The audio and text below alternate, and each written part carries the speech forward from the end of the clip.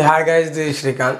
Nainika elimination గురించి మాట్లాడుకుందాం, అట్లనే ఆమె ఎలిమినేట్ అవ్వడానికి గల కారణాల గురించి కూడా మాట్లాడుకుందాం. సో మీరు ఈ వీక్ ఎవరికి ఓటేసిరో ఇప్పుడు నాకు అర్థం కాదు.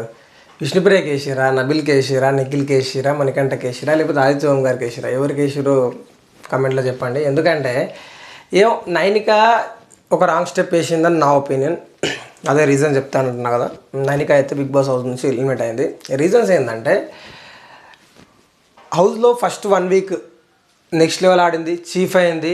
నామినేషన్స్ చెప్పడానికి లేదు, నా నామినేషన్స్ తీసుకోవడానికి లేదు, రెండు లేవు. ఆర్గ్యుమెంట్స్ అనేవి మనకు ఫస్ట్ వీక్లో కనిపించలేదు, సెకండ్ వీక్లో కూడా కనిపించలేదు.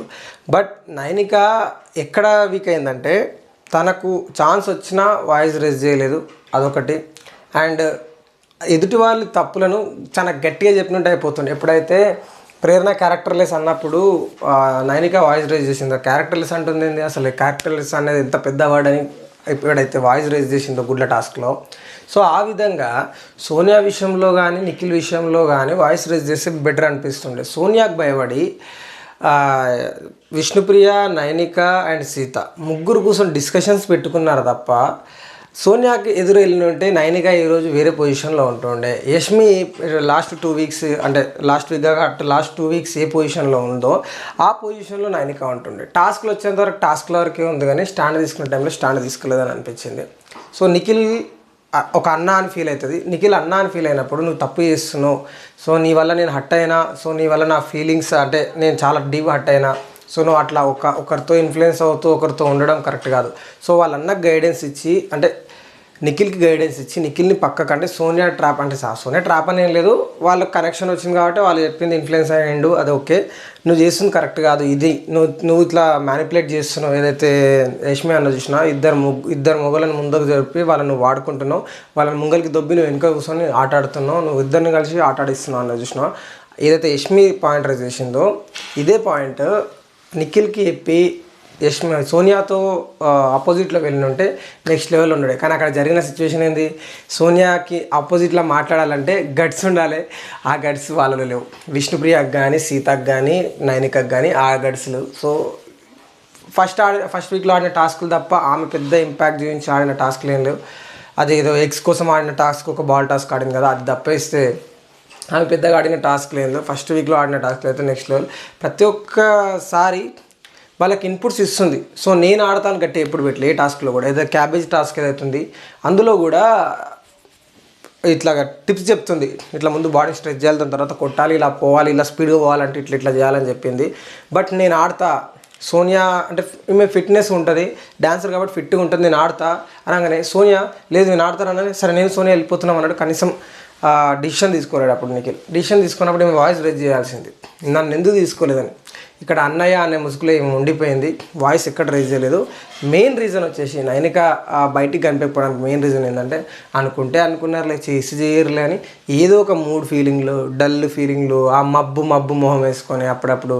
సో ఆ విధంగా ఆడియన్స్కి ఎక్కువ కనెక్ట్ కాలేదు, ఆ క్యూట్ మాటలు మాట్లాడడం. ఇంకోటి కొన్ని విషయాలలో మెచ్యూర్డ్గా లేకపోవడం, ఏదైతే క్యాప్టెన్సీ కంటెండర్ టాస్క్లో హెడ్ బలగొడ్డ సిచ్యువేషన్ అప్పటి వరకు ఫిక్స్ అయ్యారు. నేనైనా కాకపోయినా వేరే వాళ్ళు సీత కానీ నబిల్ కానీ సంచాలక్ కావాలని ఆమెనే అనుకుంది. మళ్ళీ సీత ఆమెను తీసినకల్లా ఏదో నేను ఒకసారి ఆడితే మళ్ళీసారి ఆడలేనా అన్నట్టు మాట్లాడడం కొంచెం ఇమ్మెచ్యూర్డ్గా అనిపించింది. సో ఆమె గేమ్ పరంగా ఆమె గేమ్ ఇంపాక్ట్ చూపించింది. ఆమె ఉద్దేశంలో గేమ్ అంటే టాస్క్ మంచిగా ఆడాలి, కథం అంతే. ఇంకా వేరే ఏ విషయంలో ఇన్వాల్వ్మెంట్ ఉన్నా లేకపోయినా టాస్కులు ఒక్కటి నాకు మంచిగా అనిపించాలి అన్నది. ఇంకోటి ఎక్స్ప్లెనేషన్ చేసే విధానం కూడా ఏదైనా పాయింట్ ఉందనుకో, ఇప్పుడు విష్ణుప్రియకు ఒక పాయింట్ చెప్పింది అనుకో, నువ్వు నేను అప్పుడు ఆడ మాట్లాడుకున్న పాయింట్ నాకు అది నచ్చలేదు ఇట్లా చెప్తా అంటే ఆడ మాట్లాడుకుంది ఏందో తెలియాలి, ఆడియన్స్కి తెలియాలి కదా, తెలీదు.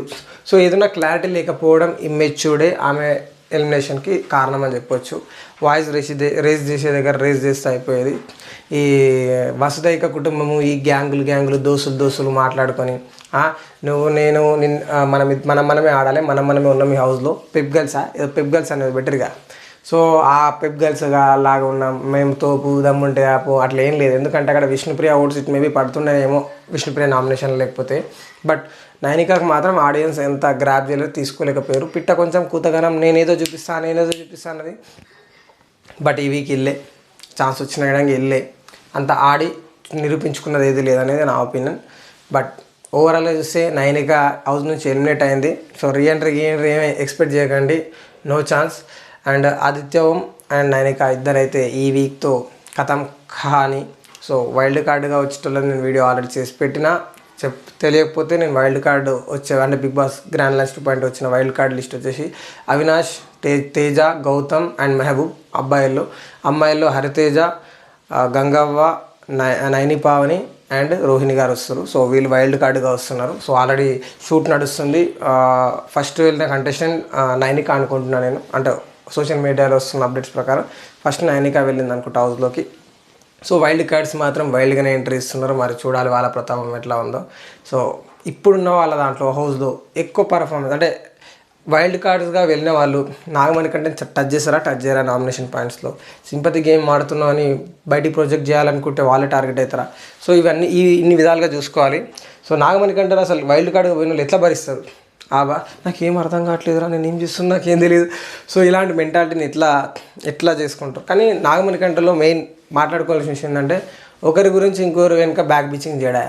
ఏమనంటే ఈక్వేషన్స్ చెప్తాడు ఆయన, ఈక్వేషన్ 1, ఈక్వేషన్ 2, ఈక్వేషన్ 3, ఇది ఇలా కాకపోతే అలా, అలా కాకపోతే ఇలా, నువ్వు ఇలా డిసిషన్ తీసుకోవద్దు, అలా డిసిషన్ ఏదైనా ఉంటే మొహాన్ని చెప్తాడు.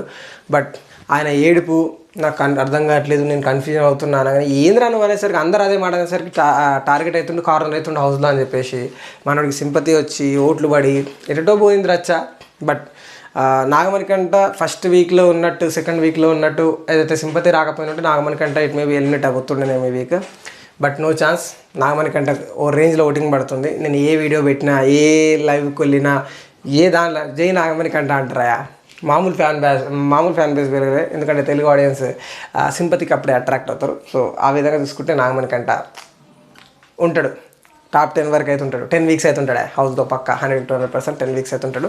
మరి వైల్డ్ కార్డ్స్ ఓటింగ్ ఏమైనా డిస్టర్బ్ చేసి చెప్పలేము, లేకపోతే వీళ్ళు ఇంపాక్ట్ చూపించి ఇప్పటివరకు ఆడియన్స్ అటు షిఫ్ట్ అయితే చెప్పలేము. కానీ నాగమణి కంటకైతే ఒక సర్టెన్ ఫ్యాన్ బేస్ అయితే ఉంది. సో ఓవరాల్గా అయితే నైనిక ఇమ్మెచ్యూర్డ్, కరెక్ట్ టైంలో పాయింట్స్ పెట్టకపోవడం, నేను ఆడతా, నేనేందో నిరూపించుకుంటా అని చెప్పకపోవడం పెద్ద మైనస్ అని చెప్పాలి. చీఫ్గా ఉన్నప్పుడు విధంగా లీడర్షిప్ క్వాలిటీస్ అందరినీ ఇన్నది, బట్ కమాండింగ్గా లేదని నాకు అనిపించింది. బట్ ఓవరాల్గా అయితే నైనిక అయితే బిగ్ బాస్ హౌస్లో నుంచి వెళ్ళిపోయింది. ఫేర్ ఎలిమినేషన్ అనిపించిందా, అన్ఫేర్ ఎలిమినేషన్ అనిపించిందో కామెంట్ చేసి చెప్పండి. సో కొత్త వస్తున్నారు ప్లీజ్ ఛానల్ సబ్స్క్రైబ్ చేసుకోండి, ఒక లైక్ కొట్టయితే వీడియో ఎండ్ చేయండి. సో నేను శ్రీకాంత్ రెడ్డి సైనింగ్ ఆఫ్. జై హింద్.